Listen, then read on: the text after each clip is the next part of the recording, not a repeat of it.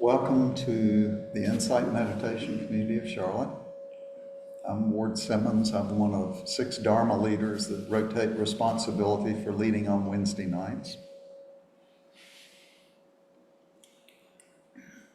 It's nice to be back. We went south for the winter, and so we've mostly been participating on Zoom this winter, and it's nice to be back in person again. So tonight's topic is generosity.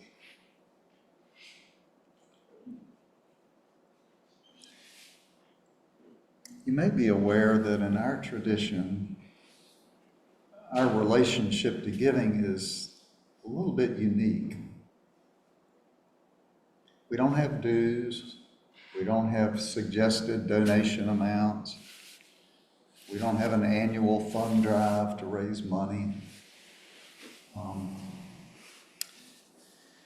And while this can be a welcome relief from a world where there seems like there are so many requests for donations, it can also be a little unfamiliar.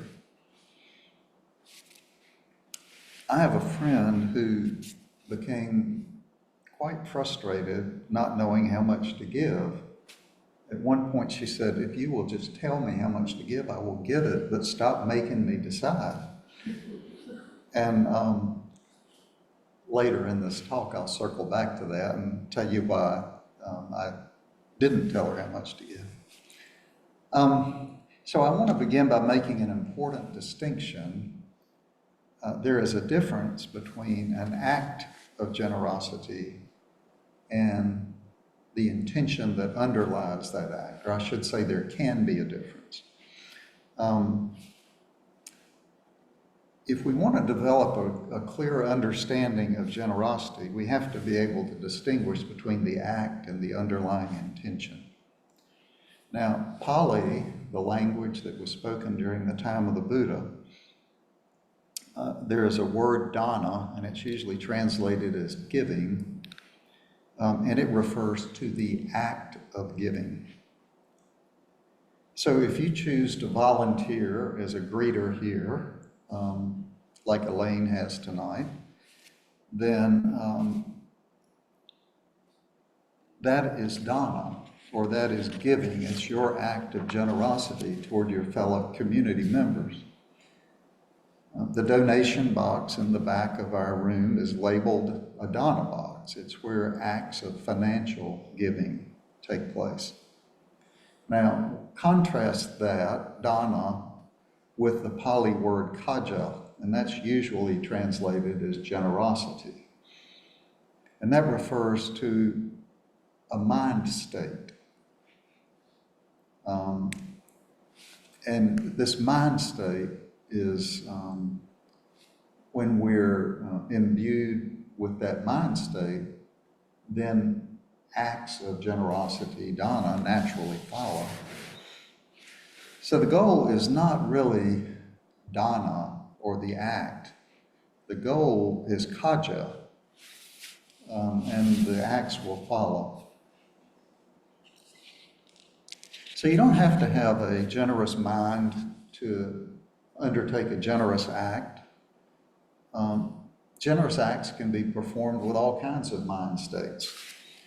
Maybe I'm going to make a large gift to my alma mater, but I want the new building they're going to build with my money named after me. So the mind state from which that act of giving arose is one of greed. It's desiring recognition for myself rather than a mind state of generosity. So I would say it's possible, and it's even pretty common, to have acts of generosity arise from unwholesome mind states. Now, to be clear, the act of giving is still beneficial for the university. The faculty and the staff have more appropriate offices and lecture halls, and the students have a better learning experience. So it's not that somehow that act of giving has no value. It's just that it didn't arise from generosity. And the truth is that there are very few acts that result from purely wholesome or unwholesome mind states. Most actions we undertake, they come from a mixture of wholesome and unwholesome mind states. So I might want my name on the building at the college, but I also really love the idea that the faculty and the staff and the students have better facilities. So it's a mixture.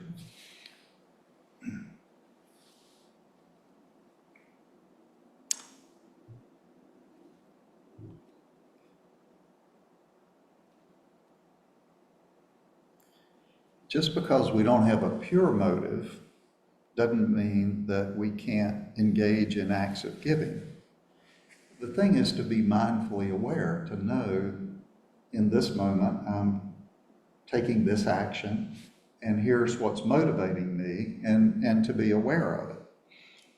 And as we do that, over the long haul, over the long term, working to cultivate a mind state of kaja, so that over the months and years of practice, more and more generous acts of giving will arise from a generous mind. So let's talk for a minute about generosity in the Buddha's teachings. We're here in a meditation group. What are we doing talking about generosity?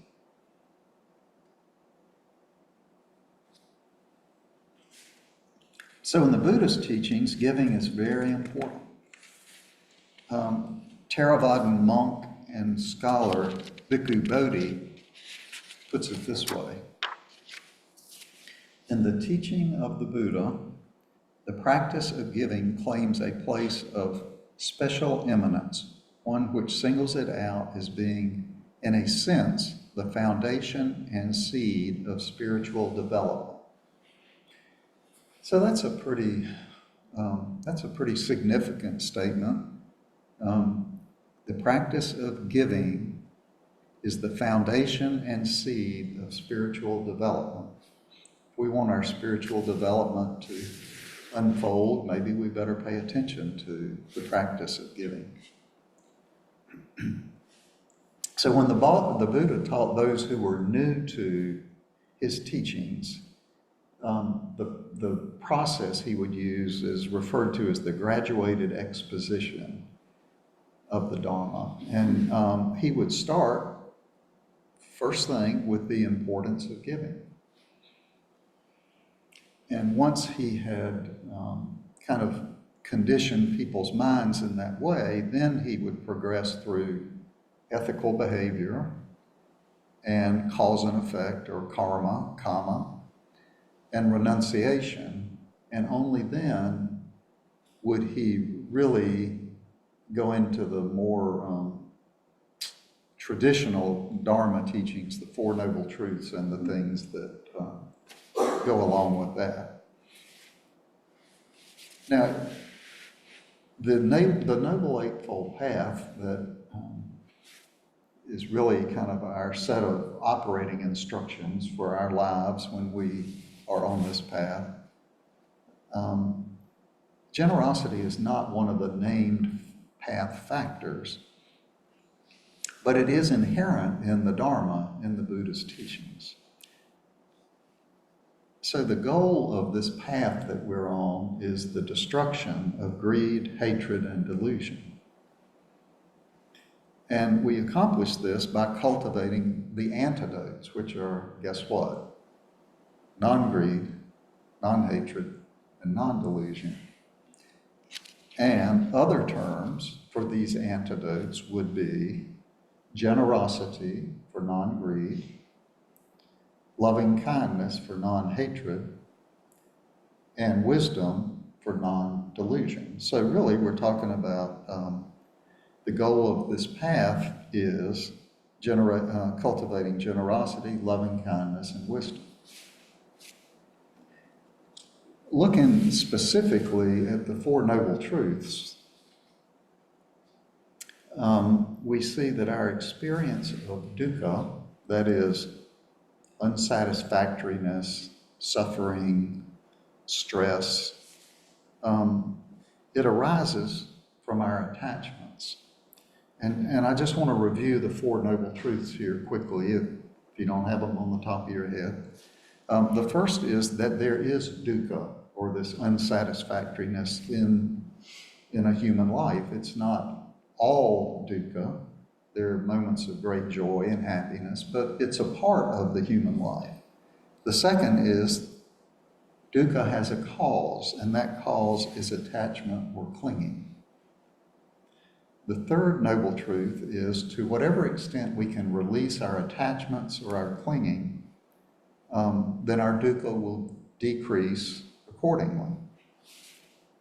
And the fourth truth is that there is a path that we can follow to reduce our attachments, and that is the Noble Eightfold Path that I referred to a moment ago. So the more we can release attachments, the less dukkha we'll experience. And releasing attachments, when you think about it, that is the very nature of giving. In her book, Loving Kindness, The Revolutionary Art of Happiness, Sharon Salzberg says, the preeminent aim of dana is to free ourselves from the conditioned internal forces of craving, clinging, and attachment that bind and limit us all. So when we consider acts of giving, we should understand the term in its broadest sense, giving. For most of us, our minds go immediately to gifts of money or possessions. But many acts of giving are the gift of time and energy. Maybe we have a family member who's ill or incapacitated and needs our help. Maybe we know somebody who's lonely and needs our attention. These are very important acts of giving. When we suspend judgment of another's motives long enough to carefully evaluate the situation, that's an act of giving. We are giving the other person the benefit of the doubt until we can really make sure we understand the situation. When we follow the 5 precepts, refraining from killing, stealing, wrong speech, sexual misconduct, and intoxication, when we adhere to those 5 precepts, this represents a kind of dana. Protecting other beings from harm caused by our own unskillful actions is an act of giving. Clearly, the practice of dana involves much more than material gifts. And one of the beautiful implications of this is that dana is not only the prerogative of the rich. It's available to everyone. So how do we know when to give? How do we know to whom to give or how much to give? Here, we need to remember that our ultimate goal is not dana, the act, but kaja, the cultivation of a generous mind. When we abide with a mind imbued with generosity, acts of giving follow naturally without struggle.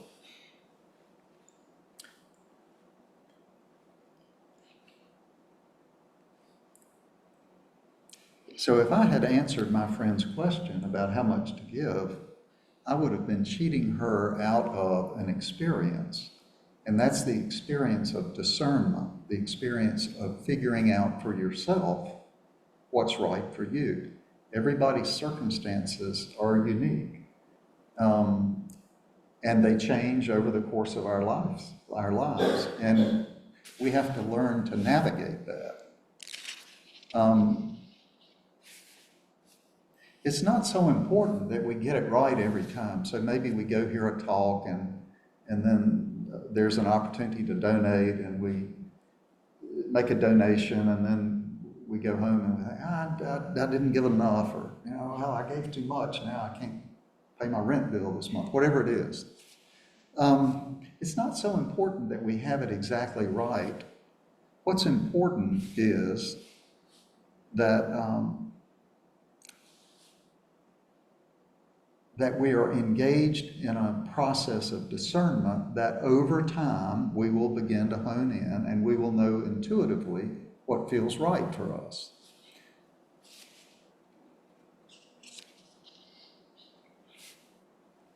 When he was asked where a gift should be given, the Buddha simply stated, wherever the mind feels inspired.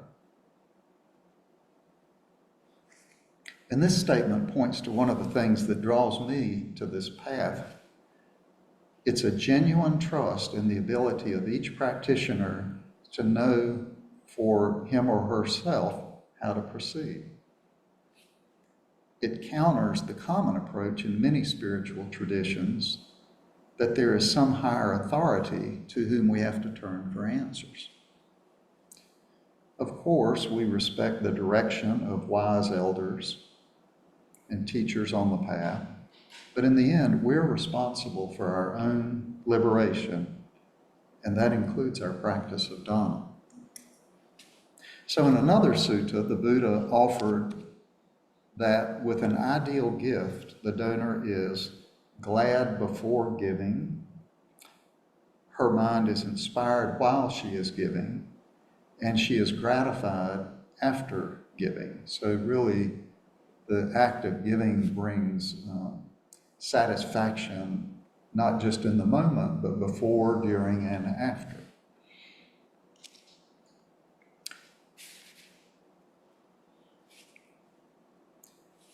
If this is not your experience, don't worry. Gifts that don't prove to be ideal are simply steps along your path to refining your understanding.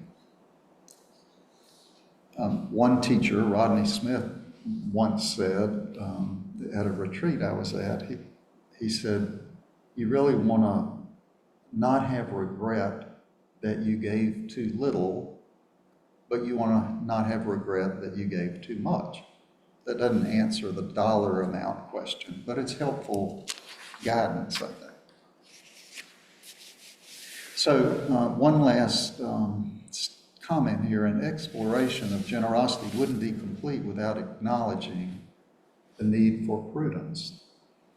It is not skillful to give away more than you can afford to and then find yourself in difficulty. And this is true of material possessions as well as non-material things, like your time and attention. In order to be of service to others, we have to set appropriate boundaries. If you encounter anybody who's pushing you beyond your boundaries, you should proceed with great caution. That should be a red flag. So I want to say one more thing before I close, and that is, earlier I stated that we don't pressure members for donations. So how, you might ask, can an organization exist simply relying on the generosity of its members? What happens if members stop giving? How do we pay rent on this place? Rather than identify the programs we want to offer and then try to raise the money to offer them, which is the way a lot of nonprofits work, what we do is we see what resources are available, what level of generosity has arisen from within the community, and then we offer programming that fits with those resources. If those resources shrink, our programming shrinks, and if those resources expand, then our programming expands. It's a structure that eliminates the need to try to influence the giving behavior of members. And by doing so, it shows respect for the discernment process that we encourage members to nurture. So in summary, there's a difference between Dhamma, the act of giving, and Kaja, the mind state of generosity from which those acts arise. The ways generosity show up in the Buddha's teachings, They include the importance of generosity as the first thing he taught, its inherent nature as the alternative to attachment, and the broad understanding of generosity, including adhering to the precepts. And finally, we talked a little bit about the nature of this discernment process that we can cultivate so our dana gradually becomes a natural manifestation of our generous minds. And I'll close with a quote from the Buddha. If beings knew, as I know, the results of giving and sharing, they would not eat without having given, nor would the stain of miserliness overcome their minds. Even if it were their last bite, their last mouthful, they would not eat without having shared if there were someone to receive their gift. So I'll offer that for your consideration.